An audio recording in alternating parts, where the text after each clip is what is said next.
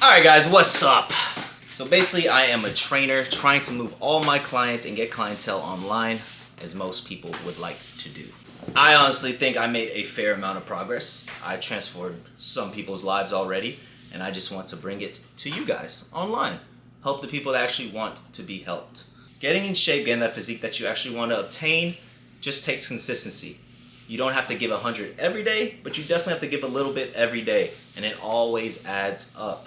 I think a lot of people struggle with whether or not they should switch up their programs, switch up their workouts on a day-to-day basis, on a week-to-week basis, but that's what's killing your gains, that's what's killing your muscle growth, that's your skeletal muscle growth, that's what's killing everything. You're not giving your body a fighting chance to get used to the workout, to perform the workout properly, and then move on from it.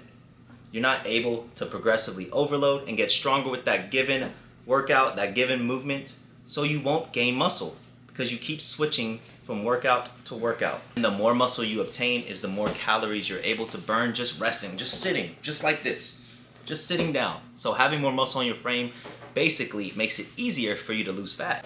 The only way to lose fat is a proper high protein diet. Grams of protein equals body weight on the scale.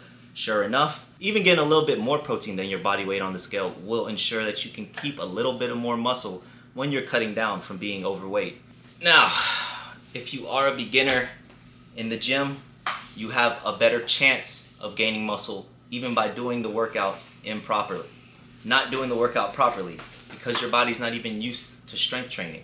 So you will still gain muscle. I've helped my client right here go from that to this, and he was still able to build some muscle on the way down, as you can tell. He's in the military, so he already had the obedience, the consistency, the drive to get into the gym.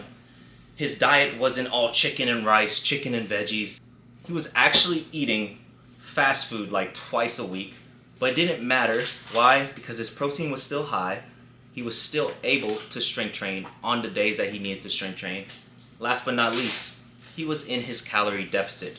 So you will, at the end of the day, having a cheat meal is good for your body, especially if you're eating clean consistently. Fitting that cheat meal in your deficit will be even better, because what it does is when your carbs get lower and lower as you get lower in body fat, you will inherently boost your glycogen for that day. Just make sure you get a workout in that night or the next day. Plus, having a cheat meal will reduce the possibilities of your metabolism slowing down, because let's be real, being in a deficit for a long period of time can start becoming unhealthy and bad for your body. So when Devontae had that cheat meal, it temporarily increased his energy expenditure, giving his body the proper break from adapting to the low calories. Because at the end of the day, do you want to have to maintain low calories for the rest of your lives? No.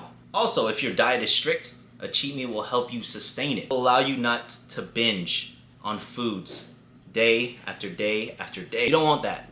You don't want that because you won't get anywhere. But a tip is your cheat meal should be planned. It should not be a cheat day, as people say. You should not be eating terrible for the whole day.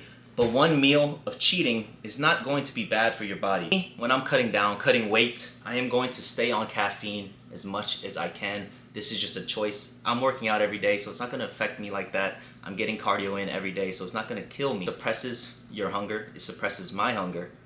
So you should use caffeine as a supplement in your day-to-day life. Especially if you like coffee, you can either drink it black, or you can find your zero sugar syrups, or just your Splenda or whatever.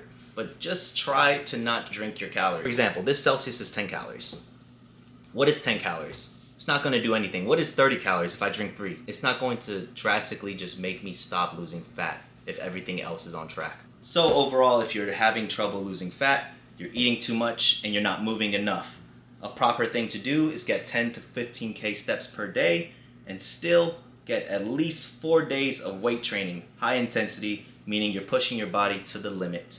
Meaning you're pushing close to failure. Doesn't have to be failure, but you're pushing pretty damn close.